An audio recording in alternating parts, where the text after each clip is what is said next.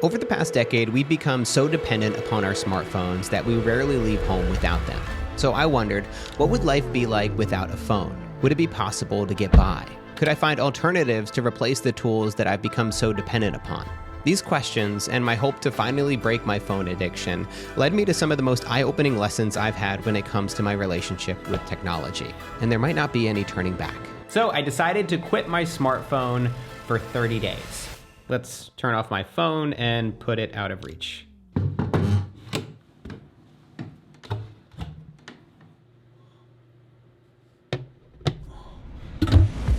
So this isn't my first rodeo when it comes to digital minimalism experiments. I've used a flip phone, a dumb phone, I quit social media, and I've tried just about every rule in the book when it comes to using technology more intentionally. I've tried all of these different experiments because I've genuinely struggled with a phone addiction. We're in front of screens all day, from our laptops and tablets to our televisions. But I think there's something uniquely addictive about the phone. Unlike the larger devices that we use, it fits in our pocket. We carry it around everywhere we go and passively consume content in bed, on the toilet, in line at the grocery store, and in between reps. The addiction is enabled through the convenience and accessibility of the device, if not our own social anxieties. As much as I've tried over the years, I've failed to come up with a solution to my problem. How do I get all the utility out of my phone without it making me miserable?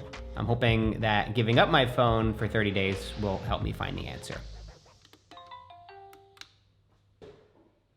So this experiment isn't about subjecting myself to pain and discomfort for the hell of it. I'm looking for real solutions to help me get by without my phone. And the first place I knew I needed to go was my laptop. So a lot of things that I currently do on my phone could very easily be done on my laptop.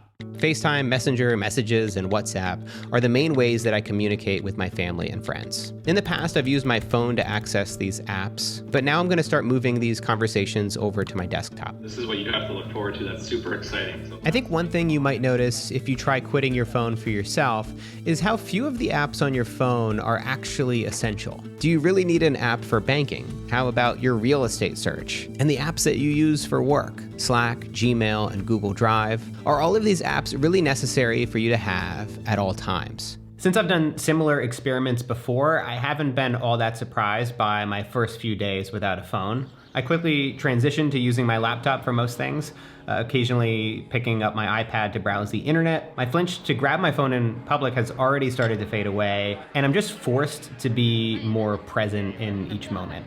But, and this is a big but, there are a few apps on my phone that I feel like I couldn't live without. The three most important ones for me are calls, texts, and navigation. Since my wife's pregnant, there's a real need for me to be available in case of emergencies. So I've realized that I really do need to figure out a way to stay connected without a phone. And that's when one of my tech-forward friends recommended a solution.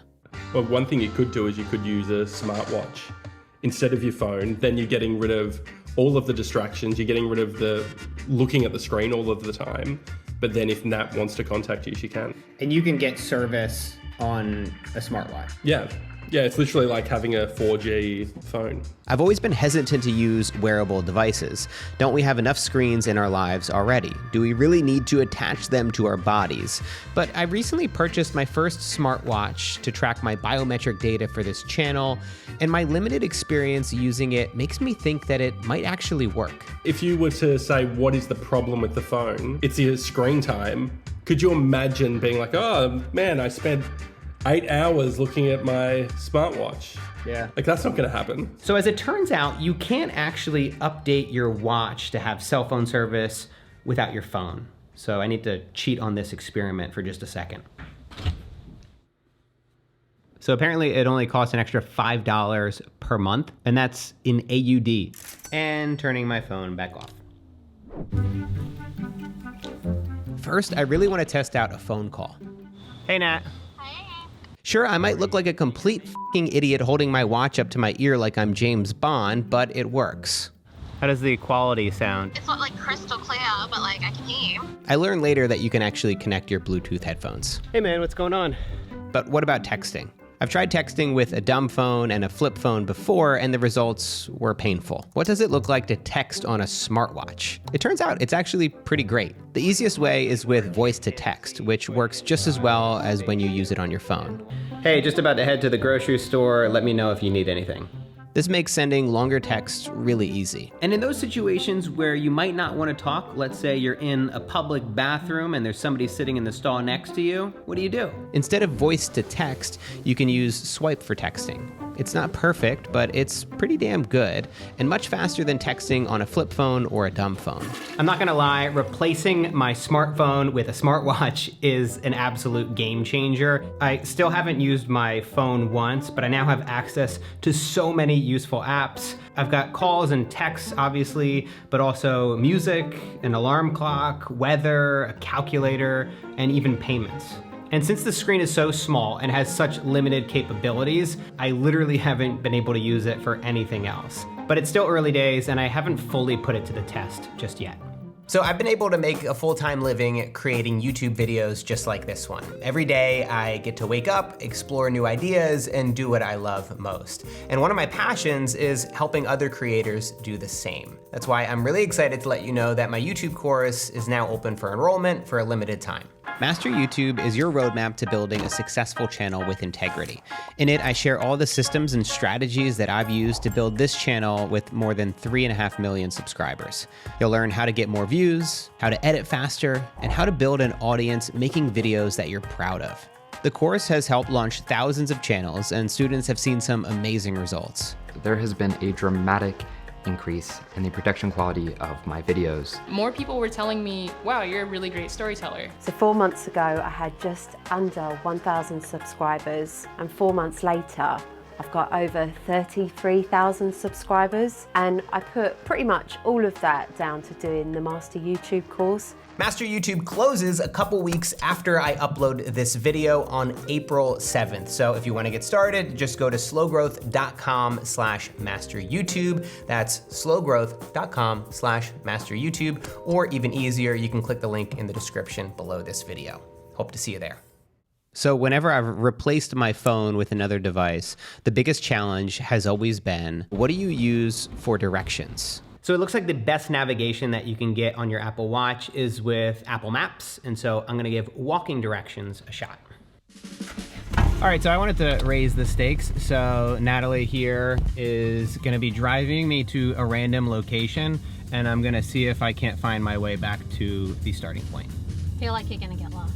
I feel like it's gonna work. All right, so we're here, time to get started. All right, so I'm gonna plug in the address here into Maps. Let's see how we go. So it's telling me to start on Brighton Street. I think that might be done. Wait. After a delayed start, I got back on track pretty quickly. My watch vibrates before each turn, reroutes quickly when necessary, and the navigation is just as accurate as you'd expect from your phone. Obviously the screen is really small, but it seems to be working pretty well. I made it. Made it! I think an even bigger problem might be driving directions. So I'm using driving directions right now with my watch, and it's actually working out surprisingly well. I've got voice navigation turned on, and it also gives me some pulses and vibrations when I need to make a turn. Go past the stop sign, then turn right onto Bridge Road. I definitely think that this could be a great solution for short trips and when I'm not in much of a hurry. There are two main issues that I have with it though. First is the lack of a screen. I get lost in Sydney with a screen, and so having one is helpful for tricky intersections and merging onto highways. The second thing I'm worried about is battery life. Apple says that the battery will last between 4 and 6 hours using navigation, which isn't terrible, but that's just an added layer of stress if you're making a big trip and the only device you have is your watch. I've tried things like printing off directions and using my car's built-in navigation, but they just don't match the convenience and reliability that I need. So far, this has been the biggest drawback for me when it comes to switching to a smartwatch full-time. I've had very little issues using my watch for most utilities. In addition to using it regularly for calls, texts, and directions, I've also been using it to make payments every day, listen to music while at the gym, and to catch up on podcasts while walking around my neighborhood. There were some occasional bugs, particularly with the Spotify app, but nothing that I'd consider disruptive. I found a notes app that works very similarly to the functionality of texting, so I can take notes for my videos or business either by writing them out or by using the voice to text feature.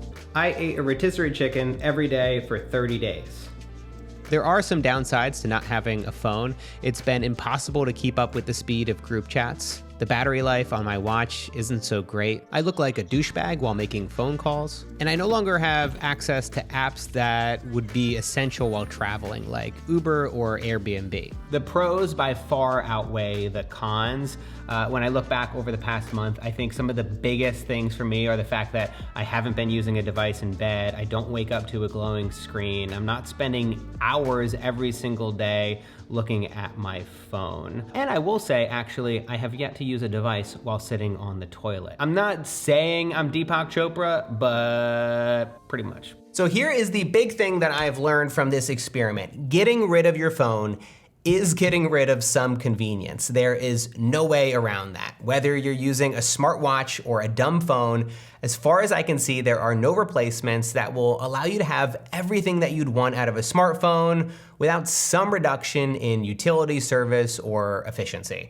But this experiment of quitting my phone has completely changed everything for me. This is the first time that I've finished a 30-day digital minimalism experiment where I've had absolute certainty that this was going to change everything about how I use technology going forward. So what's next? I'm gonna change very little about the system. So my phone will continue to stay hidden away 95% of the time, and I will use my smartwatch for everything else on a daily basis. So you might be wondering, why not get rid of my phone completely? Well, my watch is a companion device, and so to set it up and to keep it updated, I actually do need a phone, and so I will keep it for that purpose. The other purpose that I'll keep it for is driving navigations, and so I haven't found an appropriate alternative to be able to get around without a phone, and so I'll keep using Apple CarPlay on my phone without actually really using my phone much at all. Whether or not this has me slipping back into my old habits,